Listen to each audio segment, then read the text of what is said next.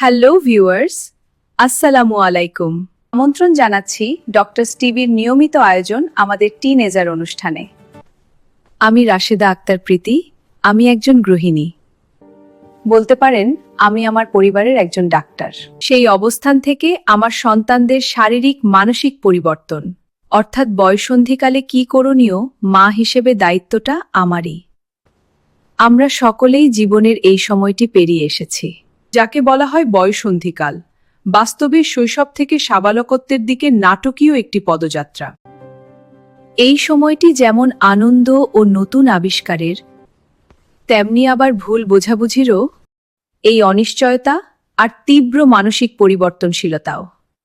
আমাদের বাড়ির সেই ছোট্ট শিশুটিও কখনো যেন পরিণত হয়ে যায় এক আবেগপ্রবণ কিশোর বা কিশোরীতে। আজকের এই সময়ে যখন প্রযুক্তি, সামাজিক চাপ এবং দ্রুত পরিবর্তনশীল ও জীবনধারা আমাদের চারপাশকে ঘিরে রেখেছে, তখন আমাদের টিনেজারের পথ চলাটা আরও কঠিন ও চ্যালেঞ্জিং হয়ে উঠেছে।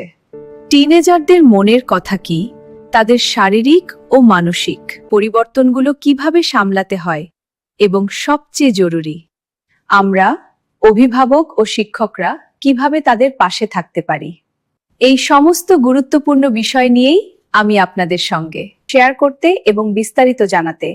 আবার দেখা হবে। আল্লাহ হাফেজ।